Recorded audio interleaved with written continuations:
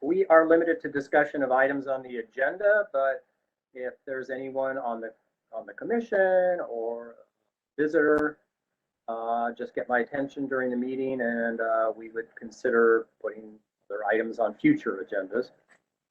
All right, let's start with the roll call. We have a couple of new members, and hopefully we'll hear from John soon. He's going to introduce our new members. So let's go through the roll call. Commissioner Garrity. Here. Thank you. Commissioner Garrison. Here. Commissioner Gilbert. Here. Commissioner Larson. Commissioner Larson. Okay. Commissioner Montero. Here. Commissioner Nucci. Here. Our new commissioners, Commissioner Williams. Here. Thank you. And Commissioner Woodson. Here. All right, thank you, everyone. And let's begin then with the consideration of, we have several meeting minutes. Well, actually, wait a minute.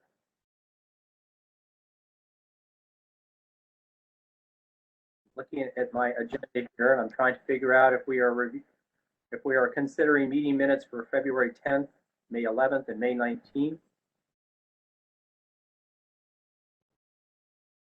You know anything about this, Brittany? Yes, the one from February 10th is the subcommittee meeting. Right. Then the other ones are just backlogged meeting minutes that we haven't voted on because we didn't have a full quorum. Right. Okay. I recall now, and I don't know why I said this. I recall looking at the meeting minutes for February and the 2 in May. So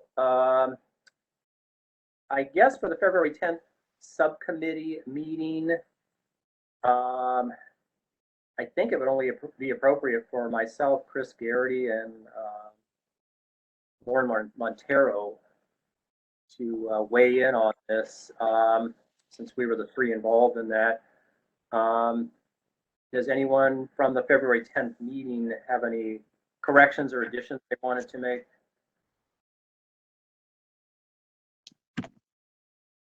No? Right. Would someone like to make a motion to approve the February 10th meeting minutes, subcommittee meeting? I don't think I can do that because I wasn't in the subcommittee, right? Right. Two of us that were there. Would Commissioner Garrity or Montero? I can do it. This is Commissioner Garrity. I make a motion to approve the meeting minutes from February 10th to 12th, 2021 for the subcommittee on alternatives to demolition of the historic First Congressional Church. Right. This is Commissioner Nucci. I second that motion. Okay. I'm sorry. I don't know why we had Commissioner Montero listed here. It was Commissioner Nucci also involved. So, and all in favor, I will say aye. Commissioner Garrity. Aye. Right. Commissioner Nucci. Aye. All right. Thank you. My notes here. I had the wrong commissioner for that.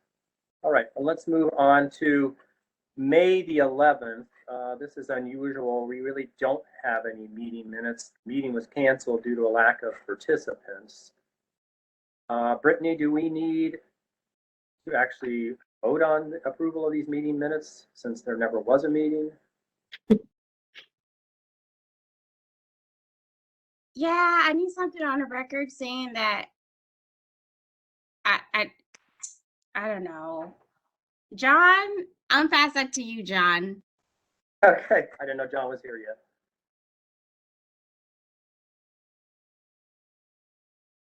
Perhaps the appropriate route would be to ask for a motion from one of the commissioners who was present for May 11th.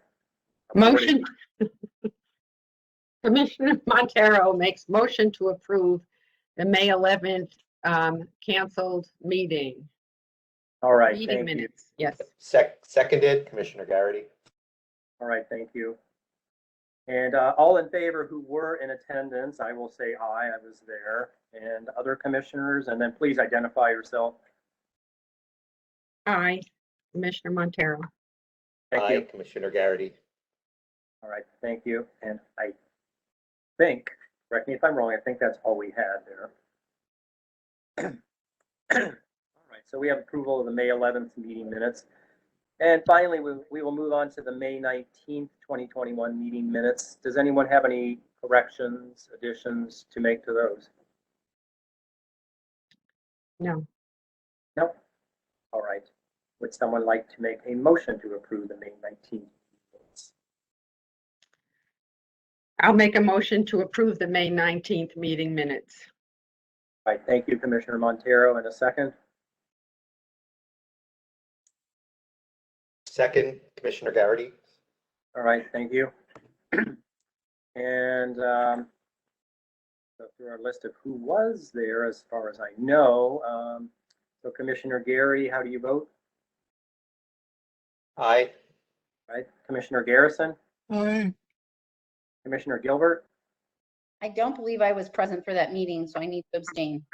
All right, thank you. Commissioner Larson. Oh, sorry, Commissioner Larson's not with us. Commissioner Montero, how do you vote? Aye. Yes.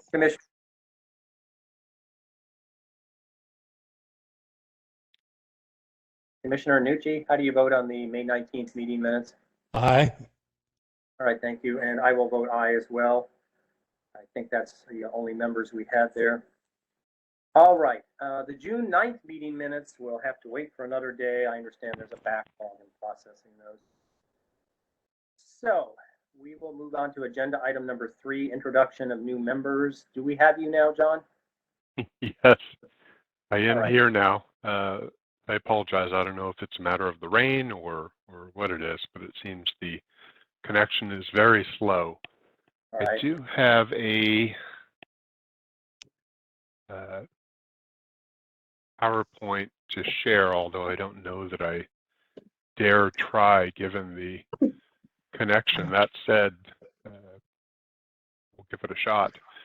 Brittany, may I share content, please?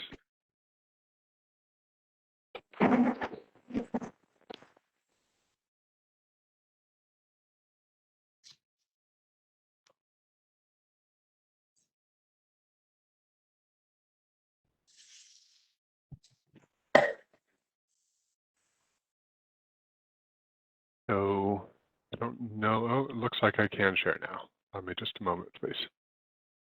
We see you now, John. Oh, good. Well, my apologies.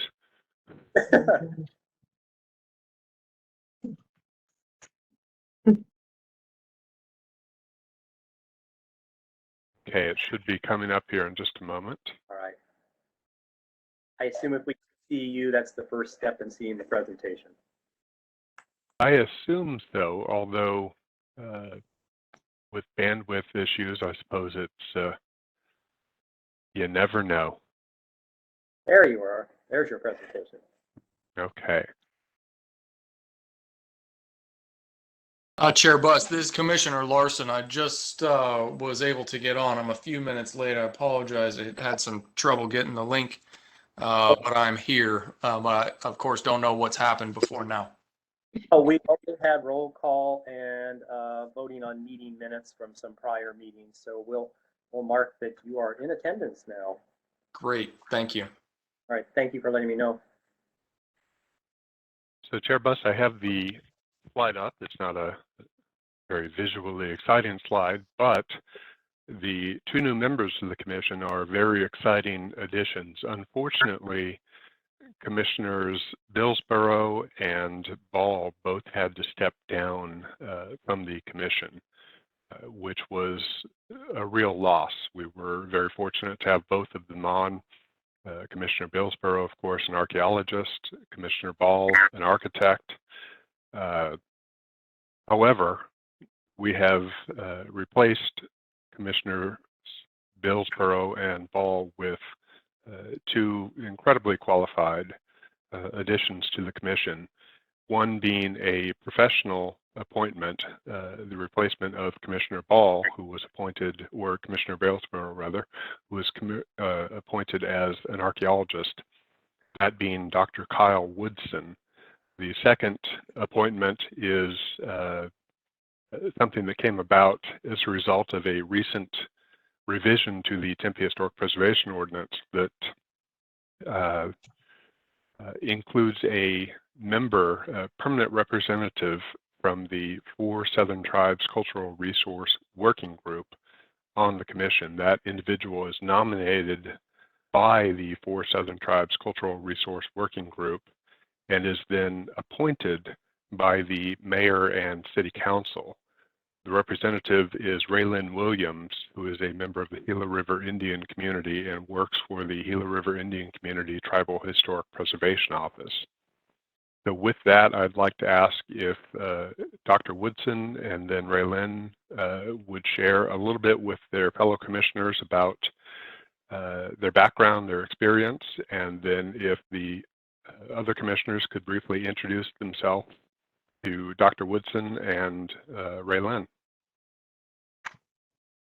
Absolutely, and thank you very much, John. Can everybody hear me okay? Yes. Excellent. Well, Mr. Chair and members of the commission, thank you very much for the kind welcome. My name's Kyle Woodson, and as John indicated, I am a professional archaeologist, and I'm also a resident of Tempe for 27 years. So I love this city, and I'm very pleased to be able to serve on this commission. I've been trying to get on for a few years now, so I guess it took for someone to give up their seat for another vacancy to open up.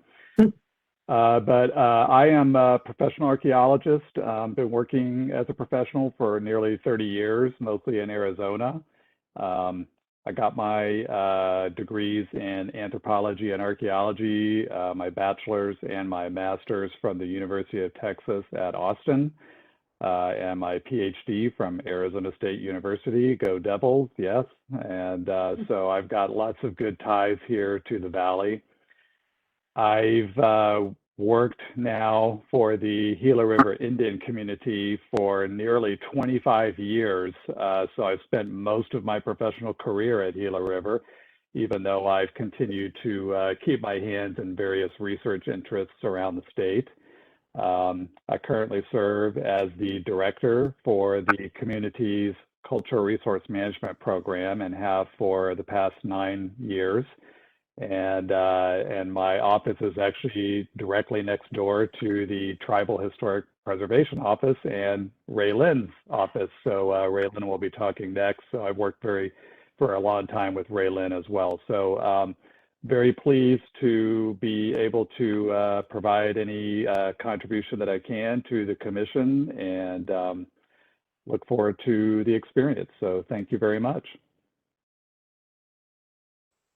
Thank you, Kyle. Good to have you on board. Thank you. Welcome. Welcome, Kyle. Thanks, Lorraine. Hello, can you all hear me? Yes, we can. Okay, I have headphones on, so this should drown out the other noise. Sapandath Kamnam, Anianapchigak Raylyn Williams. Good to see you all today. Thank you, Chair and commissioners, and I'm happy to be here. As John said, my name is Raylyn Williams. I am Acapulco Atham, Yavapai Apache, Navajo, and half Mexican. My mother is Acapulco, member of the Gila River Indian community, and I have worked for the community for about 16 years. I have started at the Cultural Resource Management Program in the lab, where in 2005, and I can't believe it's been that long. But I have lab experience, and I learned how to process all the archaeological artifacts, and I even was trained as a ceramic analyst. And I then went to the Hugum Heritage Center, where I was in collections. I was a museum tech 1, so I learned how the archaeological collections were being curated in perpetuity. And the Hugum Heritage Center is a great facility for housing all the community's archaeological collections. And I was there for about 7 years. And then I transferred to the Tribal Historic Preservation Office, where I've been there about 6 years, I think, maybe close to 7. But I've kind of seem to have stayed in the realm of cultural resources, learning how the artifacts come out of the ground to how they're preserved and curated, and now how the community protects the ancestral sites of our ancestors, and how they work with federal agencies, how they work with state agencies, and how they work with the cities that surround the community. And by learning that process, I've come to know and understand how things operate. And I think it's a great opportunity for all of us to learn and to appreciate how the tribes view their cultural sites, and how important it is to understand those cultural sites. And I'm glad to be a part of the commission, and I look forward to working with each and every one of you. Thank you. All right, Thank you. you. Welcome, Raylan. Welcome. Look forward to getting your perspective on what is no doubt the oldest history that we will encounter here.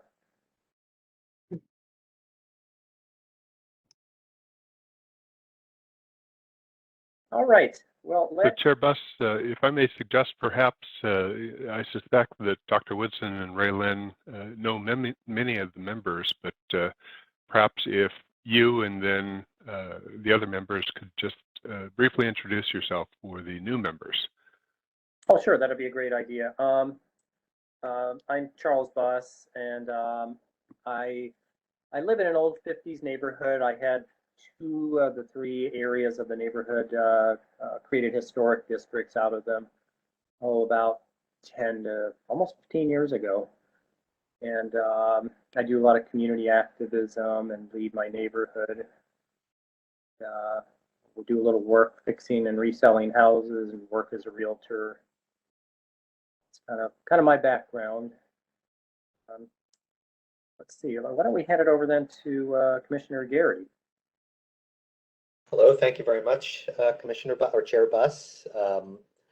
Actually, Kyle and Raylan both know me. I worked for the Gila River Indian community for several years, and Kyle was my boss. And Raylan I know also from there, and also from just coordinating regularly with the Gila River Indian communities for projects, mostly archaeological projects in Tempe and other places. But I want to say welcome to you both. I think it's great and exciting to have you both on board. And I really look forward to seeing and having your perspectives as part of our discussions here. Thank you. All right, thank you. And Commissioner Garrison, what would you like to tell everyone about yourself? Well, I'm a retired architect. I lived in Tempe since 1970. And for 24 years, I was the State Historic Preservation Officer. Welcome to the commission. All right. Thanks, Commissioner Garrison. Commissioner Gilbert?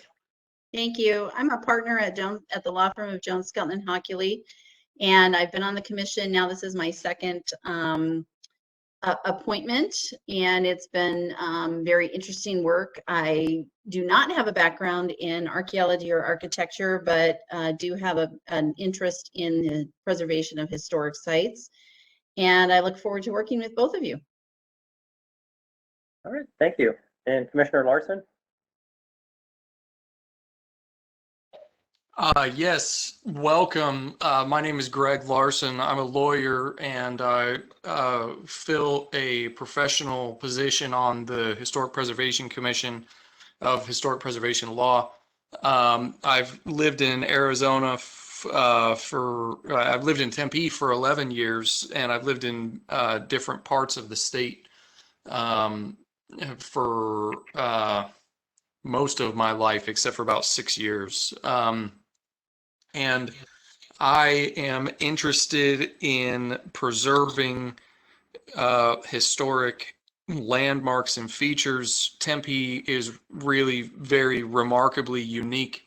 And I have a deep love for the city, and so welcome the new commissioners to the Historic Preservation Commission. All right, thank you. And Commissioner Montero?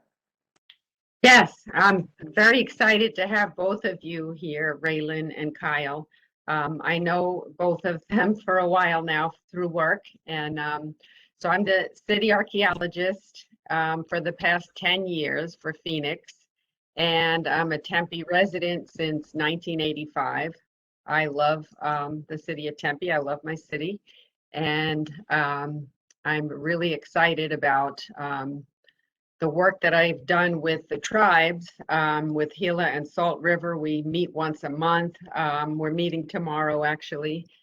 And I'm super excited about having Raylan, you know, as part of this commission too, so we can consider, you know, the deep history of this land. Anyway, thank you both for being with us. Thanks. And Gucci? Hello, good afternoon, good evening. My name is Joe Nucci, and I am a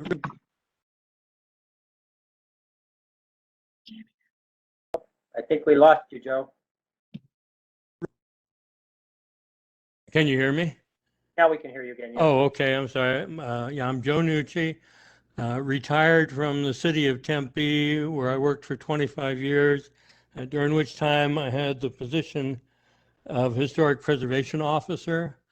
And now in my retirement, I'm a volunteer on the Tempe Historic Preservation Commission, as well as on the Tempe Historic Preservation Foundation, which is a 501c3 organized to assist Tempe preservation operations.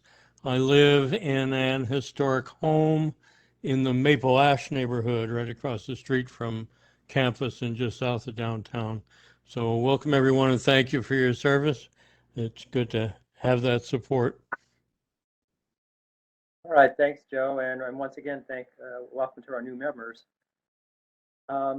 We will move on to agenda item number 4, Historic Preservation Plan Update. What would you like to tell us about that, John? Thank you, Chair Buss. For the benefit of the commission, because I believe it's been a few months, and also the benefit of the new members, I'd like to briefly walk through the scope items. In 2019, before we knew that the world was going to change so drastically, the City Council approved funding for an historic preservation plan update, a cultural resources inventory, a citywide survey and inventory of the built environment from 1961 to 1975, and a blanket monitoring, discovery, and treatment plan. The Historic Preservation Plan update and the survey and inventory of 1961 to 1975 properties was parceled into one contract, and the cultural resources inventory and creation of the blanket plan was lumped into a second contract. RFPs were issued. The cultural resources inventory and blanket plan that was awarded to Logan Simpson. The historic preservation plan update and survey and inventory was awarded to ACS, Archaeological Consulting Services. So ACS started work on that effort. Of course, in early 2020, the world changed, so this is a bit delayed when compared to what was initially anticipated.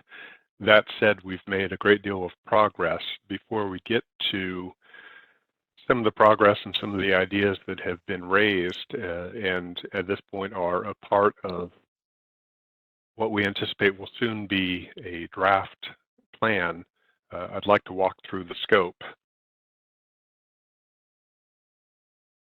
So as I mentioned, there is a 1961 to 1975 survey and inventory citywide of the built environment to include single-family residential, multi-family, institutional, etc. Truly citywide, comprehensive. After initially discussing the project, because there was at the time an effort to draft and pass what they were calling the Urban Core Master Plan, it was recognized that there was a need to identify pre-1961 buildings in what would be the urban core as well. So a survey and inventory of those, determination of eligibility, creation of context, etc., was one part of this job. The second aspect, as mentioned, is survey and inventory of the built environment, 1961 to 1975. Again, citywide determination of significance, of integrity, potential eligibility, creation of context, etc. And then the Historic Preservation Plan update portion looked to update the city's plan, which at the moment is approximately a page and a half. It is, I suppose, more accurately described as a vision than a comprehensive plan. We have tried for many years, as did my predecessor, Joe Nucci, to obtain funding for an update to the plan. We're very fortunate to finally obtain that funding, and so this is the scope that has been created. We want to look at regulatory context for preservation, a summary of both prehistoric and historic context and Tempe resources. We want to ensure that we incorporate tribal perspectives. We want to talk about operation of the preservation program itself, to include staffing, the ordinance, things like that. And then planning considerations, what moving forward needs to be addressed, what needs to be kind of incorporated into standard operating procedure, what updates will be needed, when will they be needed, et cetera, and also how can we work with other departments and divisions within the city and other agencies. So that is really an overview of the plan and the survey and inventory. I do want to say that tomorrow afternoon, I will be meeting along with Andrea Gregory from ACS and Dr. Andy Darling of Southwest Heritage Research. We'll be meeting with representatives of both the Salt River and Gila River Tribal Historic Preservation Offices to discuss the AHP plan and how to ensure that we are capturing and incorporating tribal perspective into the preservation plan. Of course, the preservation plan in one sense deals with the program itself, the operation of the office, but of course, to a large degree, focuses on the built environment and the office's practice as relates to the built environment. That said, there is a recognition that, of course, the built environment is not something that is independent of landforms or independent of archaeological sites or other properties of significance. And so when considering the built environment, the tribal concerns are very important and something that we want to ensure that we memorialize in this plan and adopt as office policy. Of course, archaeological sites, traditional cultural properties, plan forms will be more comprehensively addressed in the cultural resources inventory and blanket treatment plan being prepared by Logan Simpson. But we wanted to ensure that we did not omit that topic from this plan update. We wanted to ensure that it was front and center and something that did not, well, was not overlooked and received the consideration that it deserves. In working with stakeholders and talking with preservation professionals from other municipalities in Arizona, and because of state laws, there are, in many cases, some of the practice is specific to Arizona because of things like Proposition 207. But in speaking with other professionals, ACS interviewed my predecessors to include Commissioner Nucci, in talking with those who interface with the preservation program. There were some issues identified that we wish to address. These are things that the Commission is likely to be familiar with because in many cases, we have heard these items come up, whether it be in a case that's up for consideration for a certificate of appropriateness or addressing an issue that has arisen and requires resolution after the fact. So we're hoping to kind of head off those issues from occurring in the future and really make this more strongly embedded within the city organization and also more user-friendly to ensure that we do everything we can to protect the resources and not have to go back and attempt to mitigate damage that has occurred. To that end, I apologize, my screen is slow, but to that end, we want to ensure first that city-owned properties receive the consideration that they deserve. The city owns many properties, some of which are clearly historic. They're designated. They are identified as historic and treated as such.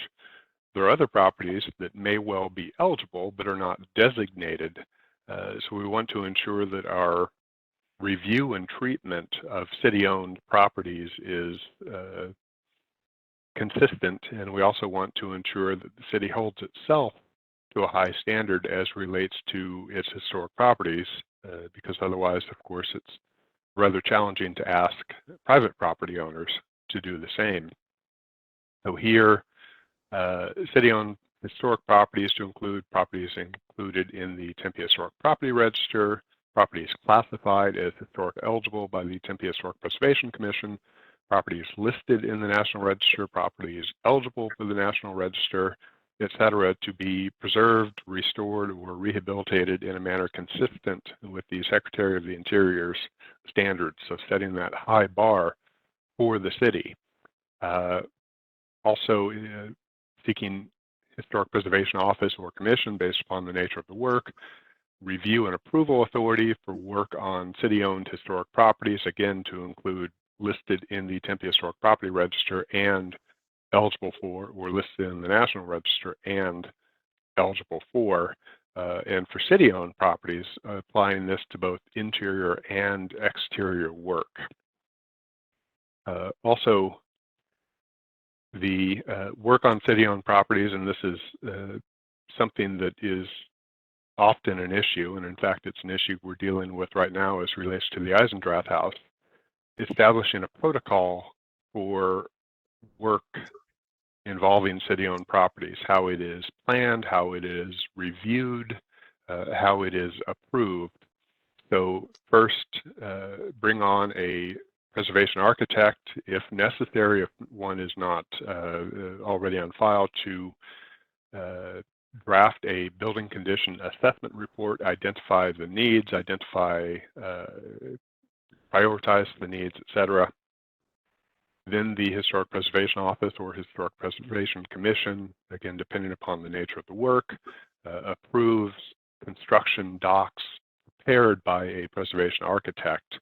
We have at the moment an issue with the Eisendrath House where Mark Vinson, former City Historic Preservation Officer and City Architect, and someone who worked on the Eisendrath House for 17 years, along with Ron Peters, a very distinguished architect from Mesa, drafted a building condition assessment report for the Eisendrath House. There was then a contract issued to JOC contractor. They took what they saw as the scope items based upon BCAR and began work on the house in a manner that they viewed as appropriate, but in a manner that was not consistent with preservation practice. And so we've had to stop that work. We've brought on Mark and Ron again to create construction docs that specify precisely what is to be done, what materials to be used, etc., for the windows, the doors, and other areas that need to be addressed. So something that really ultimately saves a great deal of time and resources and helps to safeguard city-owned historic properties. I'd mentioned JOC, these on-call contractors that the city uses for any number of construction projects, be them small or large. So long as they're under a certain amount, they can refer to the on-call list, which is a list of qualified firms that have been screened and selected by the city. These firms are, of course, well qualified as relates to general construction. However, preservation is its own beast. So the recommendation is that a preservation-specific list is needed to ensure, again, that we are safeguarding our historic properties to the best of our abilities. We talk about some specifications, some requirements, what we would be looking for in contractors who are seeking to be added to the list. As relates specifically to adobe buildings, we're seeking annual inspection of city-owned adobe buildings by a contractor skilled in the assessment, maintenance, and repair of historic adobe, and then repairs that are determined necessary to be commissioned. This is an issue. I'd mentioned the Eisendrath House. There are certainly other houses. The Elias Rodriguez house, which is also adobe, at the moment has some issues that need to be addressed. These are issues that only become apparent when visible, when a fairly significant amount of damage has occurred. Whereas with adobe, if it is monitored, if it is assessed, if upkeep is performed, we can identify these issues before they become big problems, before they put the property at risk, and before they become very costly repairs. So we're hoping to implement this. We also want to look at our demolition policy. This was recently an issue for the Commission with the First Congregational Church. As it stands, properties listed in the Tempe Historic Property Register or there can be a 6-month stay of demolition if there's a request to demolish the property and that request is denied by the Historic Preservation Commission. In the city of Phoenix, the stay of demolition is 1 year, or in the case of landmark properties, and they define landmark differently than we do, but in the case of landmark properties, that is properties of exceptional significance, there is a 3-year stay of demolition. That allows sufficient time to identify alternatives and hopefully craft a compromise with the property owner that allows for the retention of the historic property. 6 months, based upon recent experience, seems to be a relatively minor inconvenience, but certainly not something that allows sufficient time to actually preserve the property. Again, taking a cue from Phoenix, we're looking at the demolition request process. We will have, because of the survey and inventories, a compilation of properties that are potentially eligible for listing. So the hope is to enact a process by which requests for demolition permits involving properties that are at least 50 years old are reviewed as they are in the city of Phoenix, and should the property be eligible, There is then a public notification process, etc. The next area of recommendations relates to process. So for instance, at the moment, while an application fee is not charged by practice when a property owner seeks to list their property in the Tempe Historic Preservation Register, which does result in a zoning overlay, that is not codified. So we're looking to make it as user-friendly as is possible and to codify existing practices. We're also recommending, based upon feedback we've received from many in the field, particularly those who work in municipal preservation offices, that the city contract with on-call firms to assist property owners with the preparation of Tempe Historic Property Register nominations. That is something that to this point has been completed by the office, but there are some very significant staffing concerns, and particularly if we were to have, let's say, a residential district come forward, it is not believed that we currently have the bandwidth to create a proper nomination, one that accurately captures and interprets the significance of that particular property or neighborhood, and accurately evaluates the eligibility of properties within it. One of the issues that has been encountered by municipal preservation offices and commissions across the state, I know certainly when I served on the Scottsdale Historic Preservation Commission, this was an issue, is notification regarding designated status. It is not uncommon in Scottsdale, certainly here, and I'm sure elsewhere, as we've heard, for a property owner to alter their properties and then claim that they were not aware of the fact that their property was indeed included in the Tempe Historic Property Register and that there is a review and approval process that applies.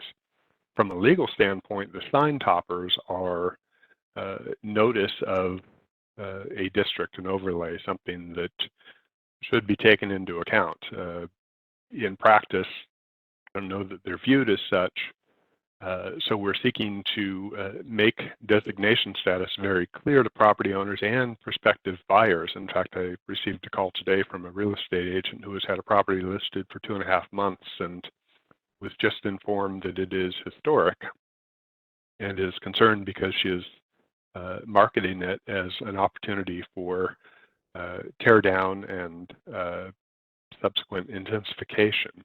So options we've looked at include filing notices regarding the status of the property with the Maricopa County Recorder to ensure that during title searches or other due diligence, that information is readily available. We're looking internally to confirm that all listed properties, all eligible properties, and all archaeologically sensitive properties are noted in Excella, which is a piece of software used by the planning division when there are applications for permits, planned area developments, etc. Also finding a method of securing a property file within that software to ensure that there is not inadvertent issuance of a permit for a property that is listed or eligible or archaeologically sensitive. Again, we go to the Phoenix demolition policies, the requests for demolition reviews. There is a process specified in section 14A11, of the Tempe City Code relating to enforcement of violations of our preservation ordinance. At the moment, the language is, of course, this is not verbatim, but violations, the determination as to whether or not there is an enforcement action is up to the city manager, and no specific penalty is specified and no process for identifying and reviewing the violations is identified either. So we're hoping to clarify that. ensure accountability and transparency by maintaining a public database of violations and documenting the corrective action taken within the organizational structure, actually creating an historic preservation officer job classification, and looking at the placement within the structure of the city, also looking at staffing needs for the Historic Preservation Office, certainly as our compliance responsibilities are fulfilled to a greater and greater degree, which is a very positive thing. There is a need for increased staffing and assistance. Finally, in this section is relatively brief, assuming it comes up.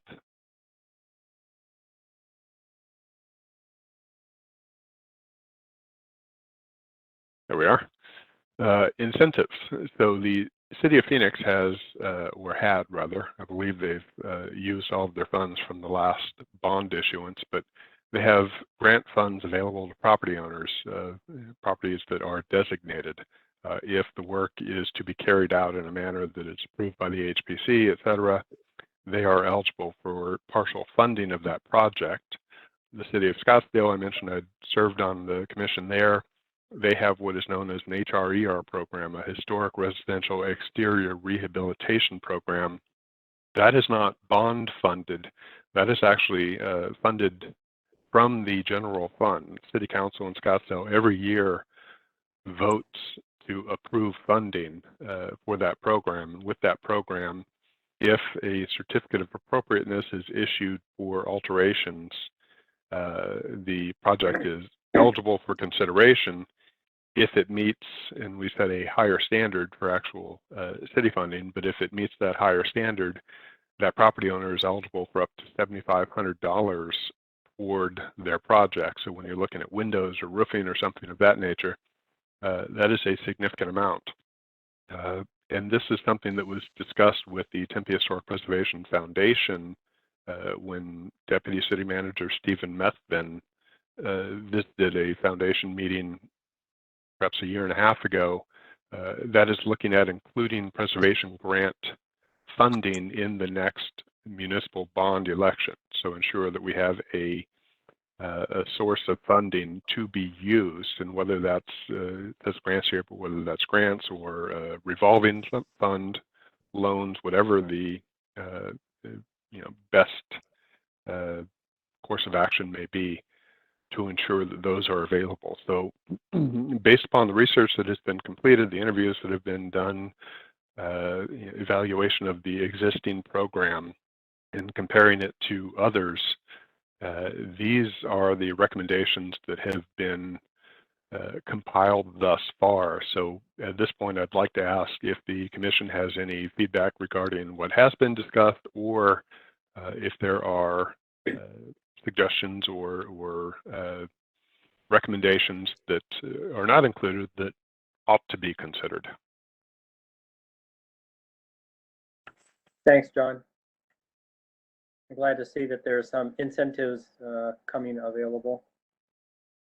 Does anyone? We will hope. We'll keep our fingers crossed, Chair Buss. It's a recommendation. Right. Let's hope that happens. Does anyone have any comments to make on this? This is Commissioner Garrison. Looks pretty comprehensive to me. Thank you, Commissioner Garrison. I agree. Commissioner Montero agrees. Thank you, Commissioner Montero.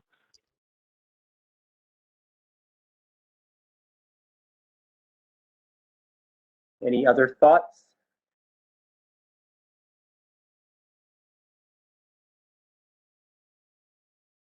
I must say I was blown away by your thoroughness, John. Well, thank you, Chair Buss. I appreciate it. We're trying to make the most of this opportunity. Of course, it's been a long time since the preservation plan has been updated, and we want to ensure that we provide, make recommendations to provide all of the resources necessary to ensure that this program operates as efficiently as is possible and to the greatest benefit of Tempe residents. Well, thank you for all the work on that. Any last comments from anyone? All right. Well, thank you, John. And we will move on then, I guess, to agenda item number 5, chair and staff updates. Thank you, Chair Buss. I do have some updates, although I'd like to defer to you if you have anything that you'd like to share first. No, I do not at this time, no. Okay. I have some visuals here, assuming that the computer processing and the bandwidth holds up. I know that the commission is familiar with the fact that at the Hayden house, there was an art piece, a wall, a fence, designed by Jacob Butler, an artist, truly a Renaissance man from the Salt River Pima Maricopa Indian community. This was included in the project because after the archaeological mitigation of the 100 Mill project site, it came to light that there was a much more significant prehistoric presence there than had been anticipated. And so because histories of that property typically begin at 1871, we wanted to ensure that this was a more comprehensive representation of not only the history of this particular property, but the area that surrounds it. I know we went over the piece before, but I wanted to show this. It turns out when you actually get some rain, things can rust rather nicely, as was the intent. And so these are photos from, I believe, 2 weeks ago.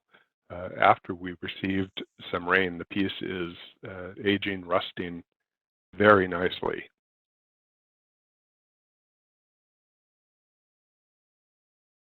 I received word today, and I apologize, this looks a bit pixelated. I don't know if it looks that way on your screen, but the sign associated with the streetcar project, the sign that will be placed at the southeast corner of Mill Avenue and Rio Salado Parkway at the streetcar stop, will be fabricated soon, and we hope installed within the next couple of months. I've been told that at minimum we will have a physical mock-up of the sign in time for the Historic Preservation Conference at the end of October. There will be an event at the Hayden house, so we anticipate being able to show the sign at that event. This is a sign that, in addition to being reviewed by the Historic Preservation Commission, was also reviewed by the 4 Southern Tribes Cultural Resource Working Group, and was really created in cooperation with Gila River and Salt River TIPOs. The lead on the project was Dr. Andy Darling of Southwest Heritage Research, and he worked with Barnaby Lewis of the Gila River Indian community to identify a song and imagery that would be appropriate.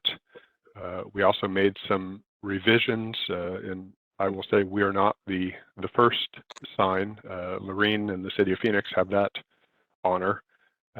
We made some slight revisions to the map as relates to names, and we feel that it is, well, based upon our discussions with the 4 Southern Tribes Cultural Resource Working Group, this will be a very valuable resource, and one that we hope helps to inform those visiting downtown Tempe, those riding the streetcar, of the significance of the Butte. As I've mentioned to the commission, but for the benefit of Commissioners Williams and Woodson, the Tempe streetcar team initially anticipated creating historic signage for each of the stops, using black and white images, things like this, signage that tells the history of Tempe from, as is typically the case, 1871 to the present. We had a discussion, we being the commission, myself and others, with that team. There were concerns voiced that the signage would not be representative of the full span of history and would not comprehensively interpret the significance of various features. And so the team very generously offered to remove the planned sign relating to the Hayden flour mill that was to be installed at Rio Salado and Mill Avenue, and instead allow Dr. Darling and the staff at the Gila River and Salt River Tempe Historic or Tribal Historic Preservation Offices to create signage. And to the credit, the Streetcar team exerted no editorial influence. They were not aware of what it looked like, what it said, until it was complete and until it had been through consultation, and they have embraced it. They look forward to having this fabricated and installing it there. So something to look forward to in the coming months.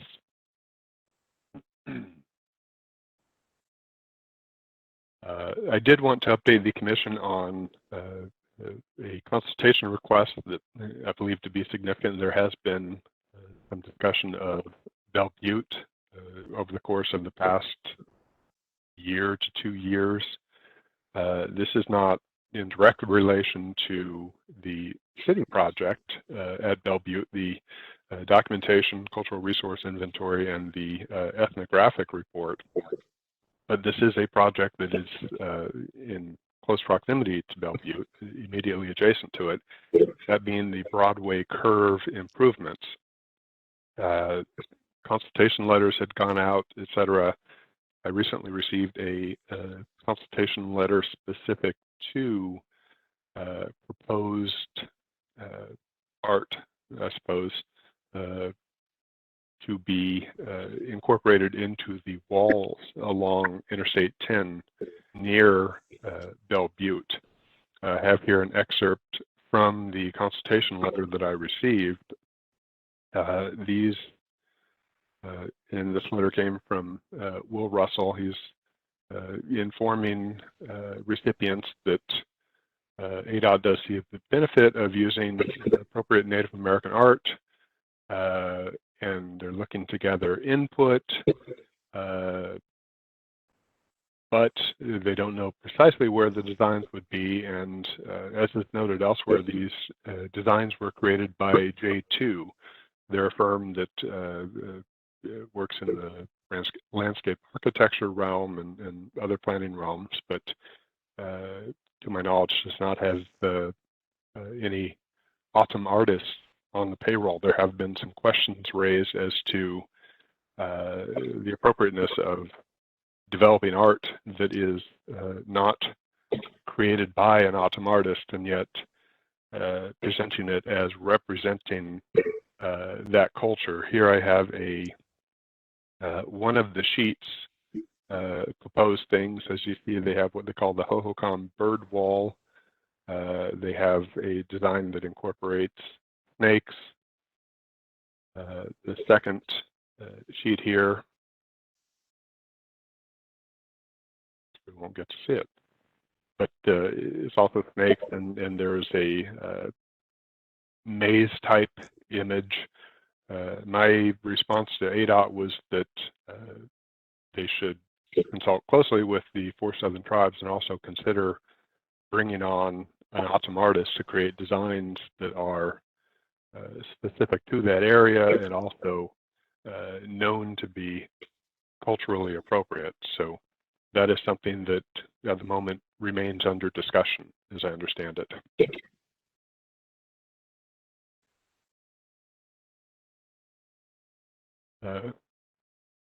I do have one additional staff update, and this is not something I'm all that excited to share. I have mixed emotions about it, but I would like to share with the Historic Preservation Commission that I've submitted my notice to the city of Tempe and will be stepping down from this position on November 17th. I chose that date because it will, I hope, allow us to complete drafting the Historic Preservation Plan update. I hope complete the citywide survey and inventory of the built environment 1961 to 1975, complete the cultural resources inventory and the blanket plan, in addition to ensuring that the Historic Preservation Conference, which will be held in Tempe at the end of October, proceeds smoothly, and also ensuring that the Historic Preservation Office, without interruption or issue, is able to participate in the sesquicentennial events at the beginning of November rather. After that, of course, any submissions for the November HPC meeting would have been made. So continuing through the November HPC meeting and the following week, providing a final update to the Tempe Historic Preservation Foundation. It's been a great pleasure to hold this position, and it is with very mixed emotions that I am stepping down, and I also feel that we have especially given the addition of the 2 new members, an incredibly well-qualified commission. I hope that with the HP plan update, blanket plan, etc., the office will be very well positioned to carry on and continuing to work toward meeting all of our compliance responsibilities. And I'm especially hopeful that with the permanent representation of the 4 Southern Tribes Cultural Resource Working Group, that we will not, we being the city, find ourselves in a situation where we didn't know what we didn't know, to borrow a phrase from Donald Rumsfeld. So, I'm grateful to have had the opportunity to work with all of you. This has been incredibly fulfilling, and I do believe that there are some good things that we've been able to accomplish, and I'd like to assure everyone that I intend to remain very engaged in Tempe preservation efforts, although from the outside as opposed to from within. Thank you, John. I'm sure I can speak for everyone. We are going to be very sad to see you go. You've done fabulous work. And I guess on a more personal note, I think we've all grown rather fond of your personality. Well, thank you. It's certainly an acquired taste.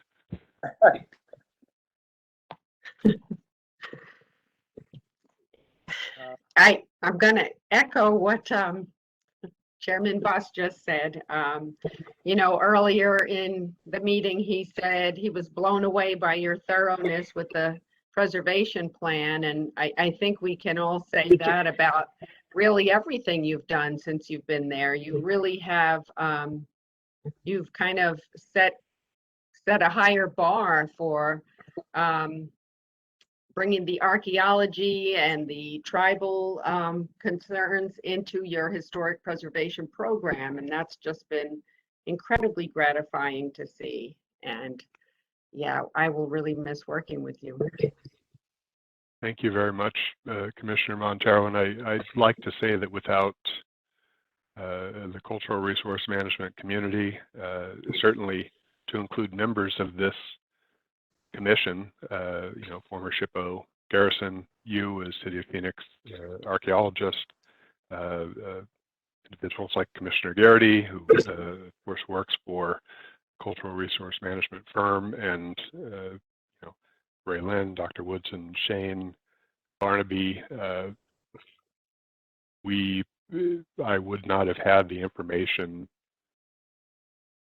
needed to attempt to bring any of this about, and certainly without the work and the dedication and the commitment of everyone I mentioned and many more people, I suspect that had I made these suggestions, they would have quickly dissipated in the wind. But there's a very active and a very passionate community here in Tempe, and it's really to that group that that group deserves all of the credit. I'm just a thorn in the side of my fellow bureaucrats.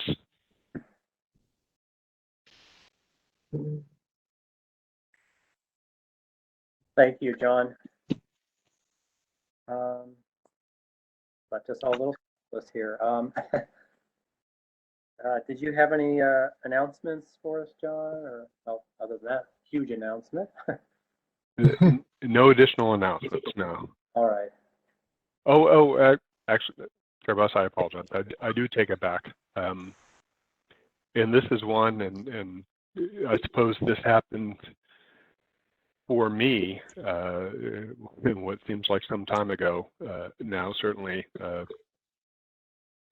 in a different world, but I recognize that the commission last met, I believe, in June, and so this will be news to some members of the commission, and that is, in the words of our city manager, Andrew Ching, there's good news, that being that Alex Smith received a promotion. The bad news being that it is not a promotion with the city of Tempe. He is now the director of real estate for Maricopa County. It's a job I'm sure he'll do very well in. It sounds as if they need his talent over there, but I believe his last day with the city was July 12th.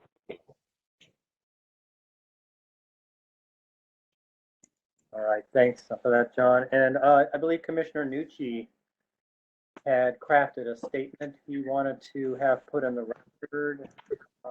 If the commissioners don't have objection to it, would you like to read that statement, Commissioner Nucci, about Dr. Smith's departure? Thank you, Chairman Buss. Yeah, I think all of us that knew Alex or worked with Alex recognize that he was a true supporter and friend of historic preservation, and that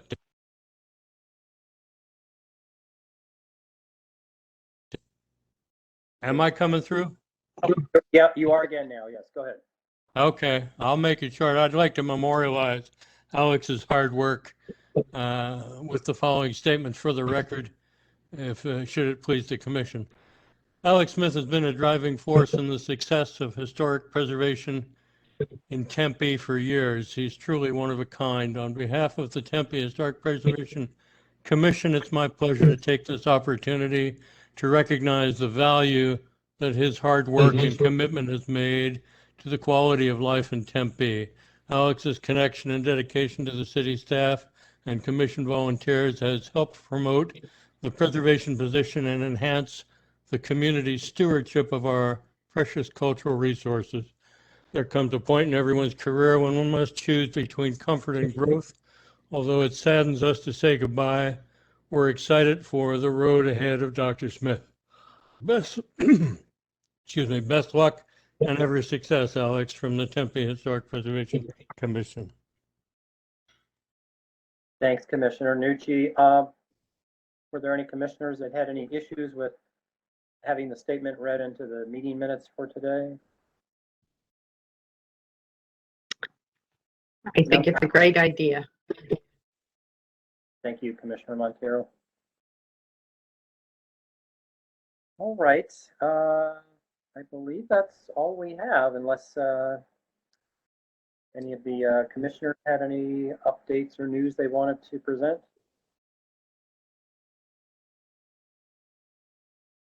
No? Right. All right, well, I will call this August 11th, 2021 meeting of the Historic Preservation Commission adjourned at the time of 7:10.